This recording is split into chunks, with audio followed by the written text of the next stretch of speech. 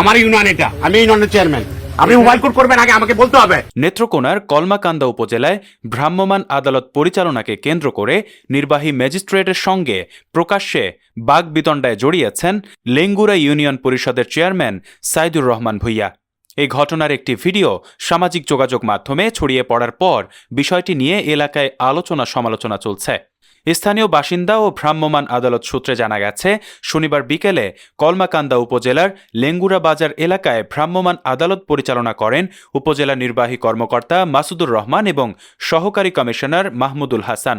এ সময় সরকারি জমিতে অবৈধ স্থাপনা নির্মাণের অভিযোগে ইউপি চেয়ারম্যান সাইদুর রহমান ভূঁইয়ার ছোট ভাই পারভেজ ভূঁইয়া এবং বকুল মিয়া নামের এক ব্যক্তির বিরুদ্ধে আইনগত ব্যবস্থা নেওয়া হয়।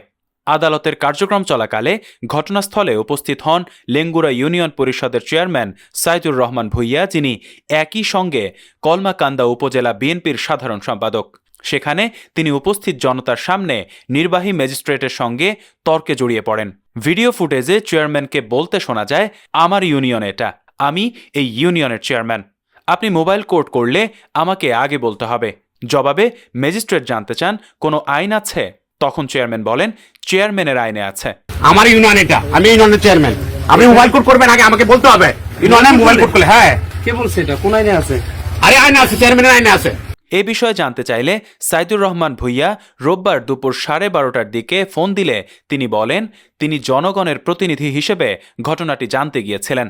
তার ভাষ্য, প্রশাসনের কর্মকর্তারা তাকে কোনো তথ্য দিতে চাননি এবং একজন জনপ্রতিনিধি হিসেবে তার মর্যাদা রক্ষা করা হয়নি।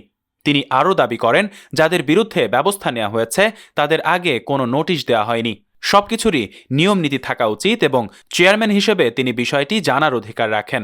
অন্যদিকে উপজেলা নির্বাহী কর্মকর্তা মাসুদুর রহমান বলেন, ভ্রাম্যমাণ আদালত চলাকালে এভাবে আদালতের কার্যক্রমে বাধা দেওয়া বা শাসানোর সুযোগ নেই।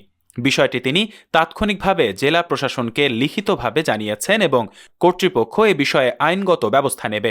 জেলা প্রশাসক সাইফুর রহমান বলেন, বিষয়টি তার জানা আছে এবং এ ধরনের আচরণ কোনোভাবেই কাম্য নয়। ঘটনার পরিপ্রেক্ষিতে যথাযথ আইনগত ব্যবস্থা নেওয়া হবে বলে জানান তিনি। আশরাফ আলী ফারুকী, ডেস্ক নিউজ, অগ্রযাত্রা প্রতিদিন। অগ্রযাত্রা প্রতিদিন, নির্ভীক